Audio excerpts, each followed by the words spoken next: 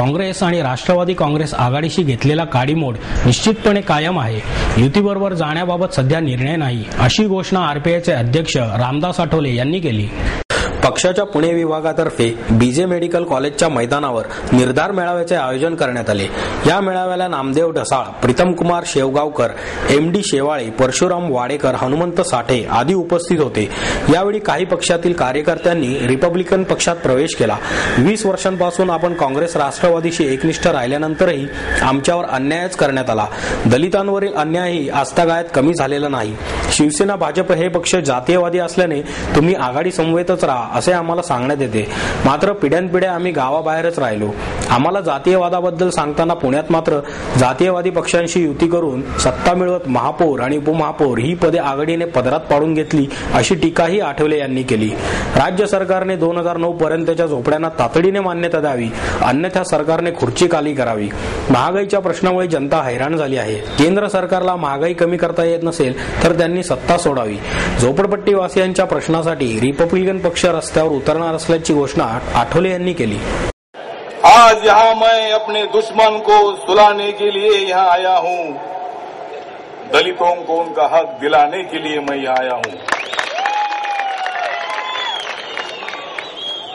या सरकारमध्ये एक आहे साधा आणि दुसरा आहे दादा.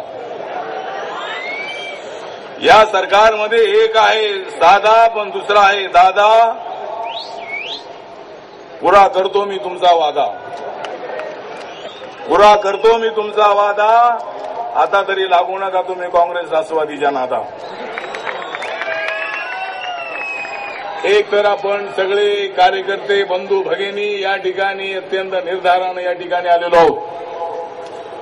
देशाला स्वातंत्र्य मिळून जवळजवळ 64 वर्ष होत आली, परंतु अजूनही या ठिकाणी उपाशी तापाशी माणूस मरतो. महागाईनं सगळा देश गळंकृत केलेला आहे. देशातली 80-85% जनता उद्ध्वस्त होत आहे. बेरोजगारांना रोजगार मिळत नाही अशा पद्धतीची परिस्थिती आहे. आम्ही त्यांच्याबरोबर होतो.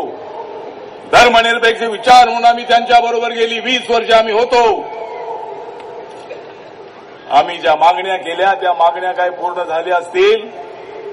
पवार साहेबांनी मराठवाडा विद्यापीठाला बाबासाहेबांचं नाव दिलं, चांगली गोष्ट केली त्यांनी.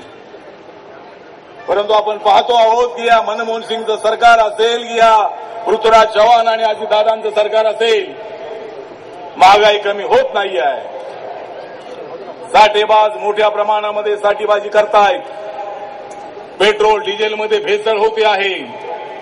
यशवंत सोनावणेंसारख्या अधिकाऱ्याला जाळून मारण्याचा प्रयत्न होतो आहे. भगिन्यांवरती बलात्कार करण्याचा प्रयत्न होत आहे.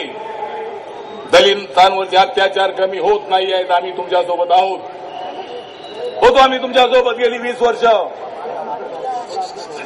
बाबासाहेबांचा विचार म्हणून आम्ही तुमच्यासोबत होतो. शिवसेना भाजप जातीवादी म्हणून आम्ही गावागावात जाऊन आम्ही भुंगलत होतो.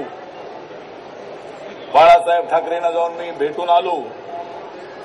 आम्ही काय अजून त्यांच्याकडे गेलो नाही. जाण्यासाठी तिकडे मी गेलो नव्हतो. पण त्यांनीच आम्हाला सांगितलं की आठवलेजी तुम्ही आता आमच्याकडे या, तुम्हाला तिकडे काही मिळत नाही. मी त्यांना सांगितलं की आम्हाला कधीच काय मिळत नाही. आम्ही पिढ्यानपिढ्यापासून असेच गावाच्या बाहेर बोंबलत बसलेलो आहोत. अरे आम्ही गावाच्या बाहेर जाऊत अजून. कायद्यानं जाती गेल्या पण माणसांच्या मनातल्या जाती जात नाही आहेत.